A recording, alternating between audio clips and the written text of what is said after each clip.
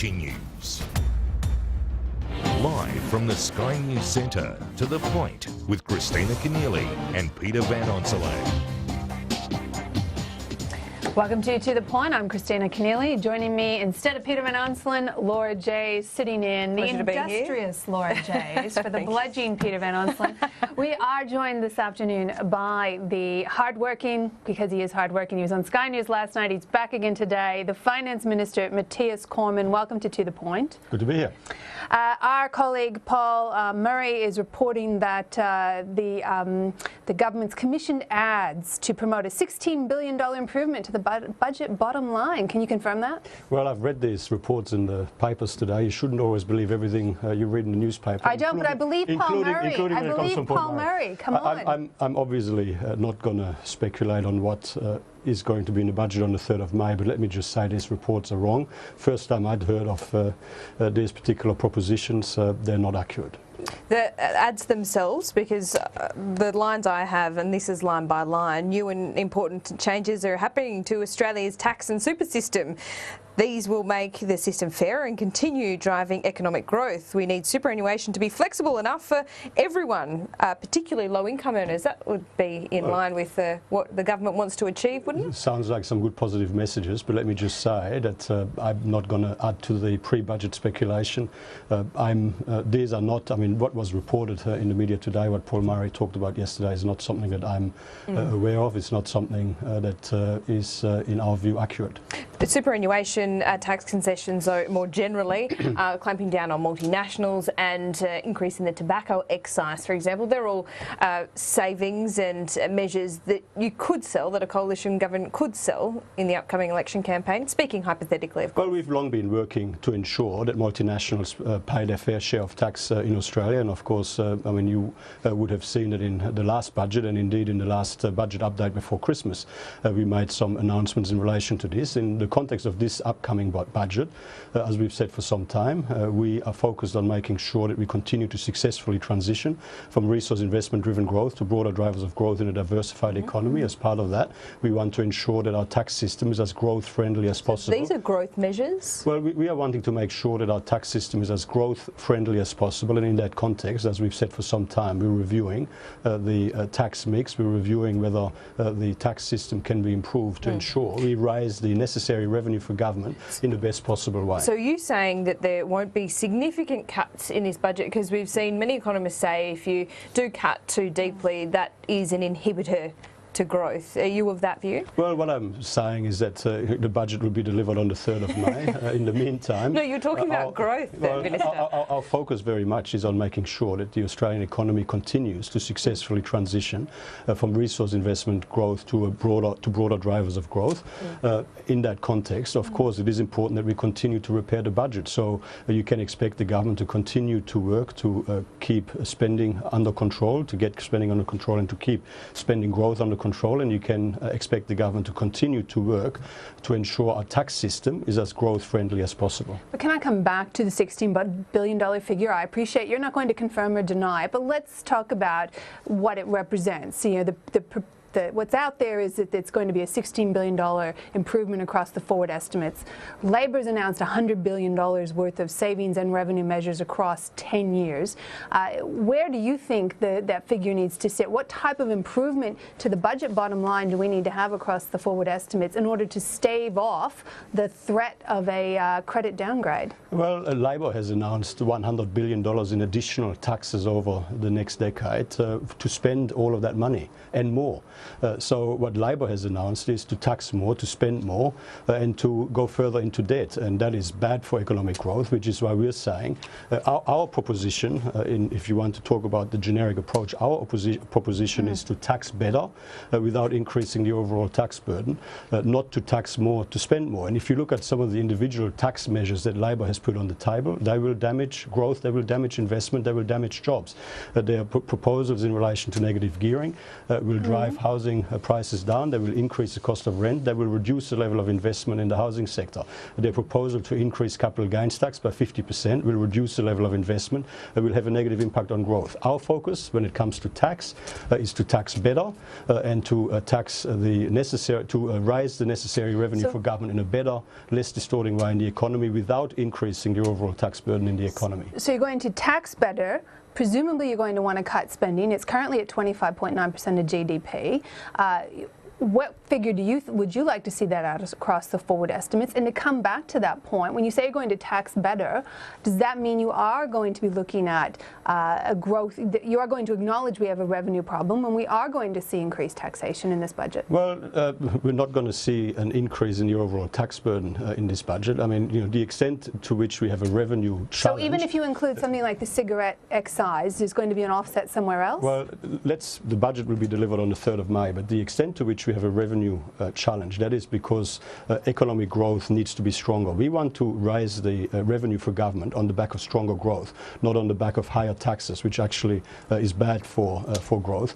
On the spending side, if you look at the most recent budget update, the projections are for spending as a share of GDP to track down from 25.9% this year to 25.3% in the final year of the last forward estimates. Obviously, our focus continues to be on bringing spending as a share of GDP down year on year and on improving the underlying cash balance year on year from the situation that we were in when we came into government. How do you prioritise getting the budget back to surplus, given that you've spoken about growth and how important it is for our transitioning economy? So how important is it to get back to the surplus? Do you want to see it within a 8-year timeline, or are you willing to push that out further than what we saw in MyEFO? Our focus is on getting back into surplus as soon as possible in a way that is economically responsible. We've been very candid about that with the Australian people. As a country, we've been facing additional global economic headwinds that we've had to deal with. But in Australia, our economy is actually growing comparatively strongly at 3%, which is higher than the OECD average, which is higher than any of the G7 countries around the world. Our unemployment rate at 5.7% is below the OECD average. Employment growth is quite strong. So we're heading in the right direction. What we are going to do in this budget is essentially put forward our 4-year plan, our economic plan for the next 4 years, to ensure that we continue to successfully transition from resource investment driven growth to broader drivers of growth. So how concerned are you about the Moody's warning, because they don't seem to think that the track that we are on is sustainable to reach a return to surplus in 2021, and there are reports today that if Australia were to lose its AAA credit rating, the New South Wales and Victoria would follow suit. I've got to say, as a former state premier, I'd be undelighted if my state lost their credit rating because of the Commonwealth. Well, I don't think that is what Moody's said. I mean, obviously, Moody's, but there are reports today that the sovereign could not have a lower credit rating than the states. Well, obviously the Commonwealth is absolutely committed, the federal government is absolutely committed to continue with responsible budget management, and we are committed to continue down a path where we get the budget back to balance as quickly as possible in a way that is economically responsible. I mean, that's what we believe the ratings agencies will see, will want to see. We, of course, are focused on making sure that we maintain our AAA credit rating, and we're making decisions accordingly. But the important point here is people across Australia don't want us to take this sort of report as a license to just ramp up taxes. Labor wants to increase taxes by more than $100 billion over the next decade and spend all of the money that they intend to raise. That is not good for the economy. It's not good for growth. It's not good for jobs. We want to strengthen growth. We want to create more jobs.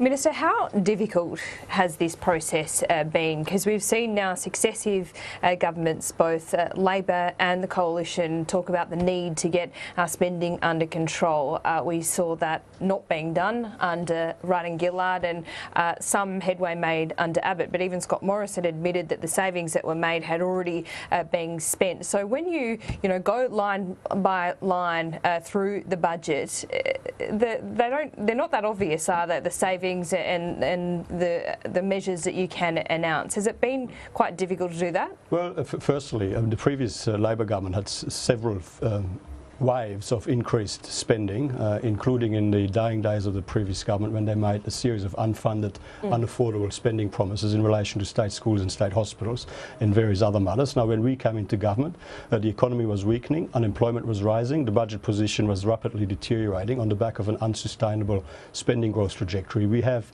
been able to turn that situation around. The economy is now stronger, employment growth is stronger, the unemployment rate is lower than what had been anticipated, and the budget is now heading in the right direction on a more believable, credible path back to surplus. Now, obviously, I mean, we over the last 3 years have made quite some progress. We have faced some additional challenges, global economic headwinds and additional challenges in the Senate. So we are not as far advanced as we would have liked to be, but we are in a much stronger position than we would have been if we had not changed the policy settings that we inherited from Labor.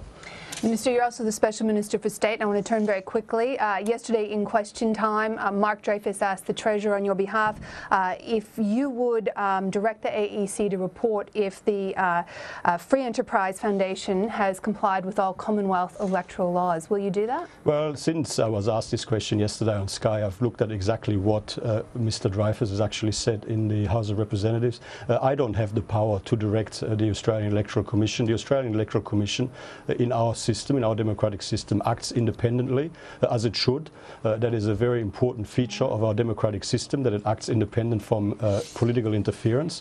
And if Mr. Dreyfus has got genuine concerns, he should address them to the Electoral Commission and not just play politics. How much of a problem is this? Because I understand it that the Electoral Commission won't even consider this matter and releasing those funds until the 8th of June. We'll be well into an election campaign by then. So is this hampering the coalition's ability to campaign? Well, you're now raising a different issue. You're raising an issue at a state level in New South Wales, and that is a matter for New South Wales processes to resolve. But it's administration funding that keeps the New South Wales Party office operating. So if I may finish my answer. So obviously, from the Liberal Party's point of view, and the Prime Minister, the Treasurer, myself, everyone, we've all said, obviously we expect the Liberal Party organisation to comply with all relevant laws, and we would expect that to happen.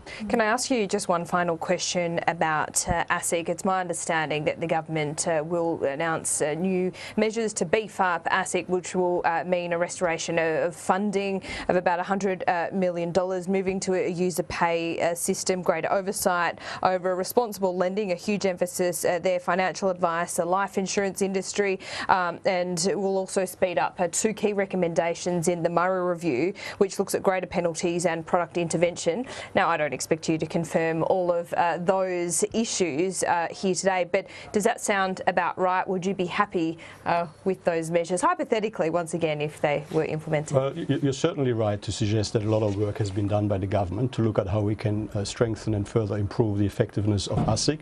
We've had the financial systems inquiry, we had a capability review into ASIC.